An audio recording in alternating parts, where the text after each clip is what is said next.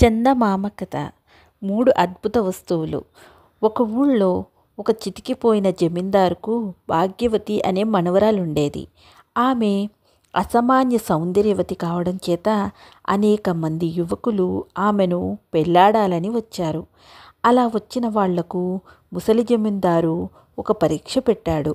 3 దిక్కుల్లో ఉన్న 3 అద్భుత వస్తువులు తెచ్చిన వాడికి తన మనవరాలినిచ్చి వివాహం చేస్తానన్నాడు.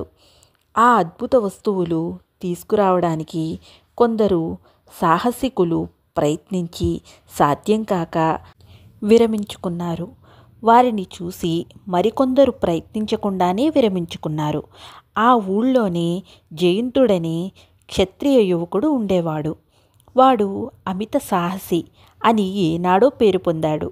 వాడు భాగ్యవతిని పెళ్లాడ నిశ్చయించుకుని కత్తి మొలకు తగిలించుకుని గుర్రం ఎక్కి వచ్చాడు. వాణ్ణి చూసి జమీందారు, నీకు తెలియదా, నా మనవరాల్ని పెళ్లాడాలంటే 3 అద్భుత వస్తువులు తేవాలి అన్నాడు. ఏమిటవి? వాటి వివరాలు చెప్పండి అన్నాడు జయంతుడు. ఇలా దక్షిణంగా వెళితే ఒక పాడుబడిన దేవాలయం వస్తుంది. దాని ఆవరణలో ఎక్కడో భూగర్భ గృహ ఉన్నదట. ఆ గృహలో ఒక డప్పు ఉన్నదట. దాన్ని వాయిస్తే కొంతమంది మనుషులు వచ్చి మనం చెప్పిన పని చేస్తారట. మొదట నువ్వు ఆ డప్పును తీసుకువస్తే మిగిలిన 2 అద్భుత వస్తువులను గురించి చెబుతాను అన్నాడు జమీందారు. జయంతుడు దక్షిణ దిక్కుగా వెళ్ళిపోయాడు. వెళ్ళినవాడు 10 రోజుల అనంతరం నీరసించి తిరిగి వచ్చాడు. అద్భుత వస్తువులు తెస్తానని బయలుదేరి మళ్ళీ కనిపించిన వారెవ్వరూ లేరు. అందుచేత జమీందారు ఆశ్చర్యంగా అతన్ని డప్పు తెచ్చావా అని అడిగాడు.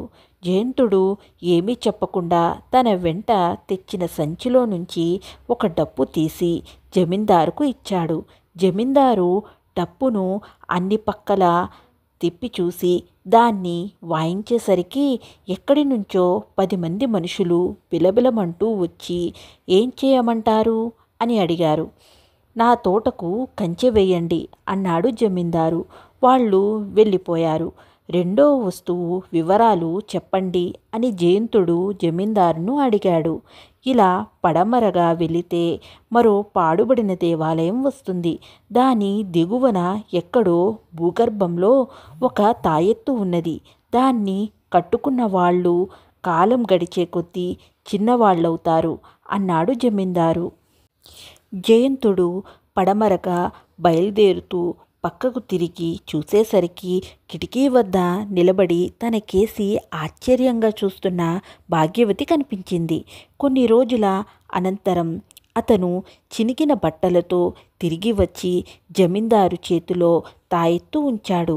జమీందారు ఆ తాయెత్తును తన చేతికి కట్టుకుంటూ, బేష్, నువ్వు మా భాగ్యవతికి తగిన వరుడివి. ఇప్పుడు ఉత్తరంగా వెళ్ళి ఒక పాడుబడిన దేవాలయంలో ఉన్న మాట్లాడే చిలుకను తీసుకురా అన్నాడు. జయంతుడు కిటికీ కేసి చూస్తే భాగ్యవతి తన కేసి మెరిసే కళ్ళతో చూస్తుండడం కనబడింది. కొన్ని రోజుల అనంతరం జయంతుడు గాయాలతో తిరిగి వచ్చి పంజరంలో ఉన్న చిలుకను జమీందారుకి ఇచ్చాడు. చిలుకా చిలుకా, నాకు 100 వరహాలు కావాలి అన్నాడు జమీందారు చిలుకతో. రేపు ఉదయం 100 వరహాలు దొరుకుతాయి పో అన్నది మాట్లాడే చిలుక. ఆ రాత్రికి జమీందారు జయంతుణ్ణి తన అతిథిగా ఉంచుకున్నాడు. ఉదయం జమీందారు తలుపు తెరిచేసరికి గుమ్మంలో 100 వరహాల మూట దొరికింది. జమీందారు మర్నాడే తన మనవరాల్ని జయంతుడికిచ్చి పెళ్లి చేశాడు. జయంతుడు భాగ్యవతిని తన ఇంటికి తీసుకుని వెళ్ళిపోయాడు. ఇంకా కొన్ని రోజులకు జమీందారు చిలుకతో, చిలుక, నాకు 1000 వరహాలు కావాలి అన్నాడు. ఇంకెక్కడి 1000 వరహాలు? జయంతుడు నాటకమాడాడు. నేను జయంతుడి పెంపుడు చిలుకను అంటూ చిలుక ఎగిరిపోయింది. జమీందారు హతాశుడై డప్పును పైకి తీసి వాయించాడు. డప్పు పగిలిపోయిందే గాని మనుషులు రాలేదు. జమీందారు తన చేతికి కట్టుకున్న తాయెత్తును పీకి పారేస్తూ మోసం మోసం అని గుండె బాదుకున్నాడు.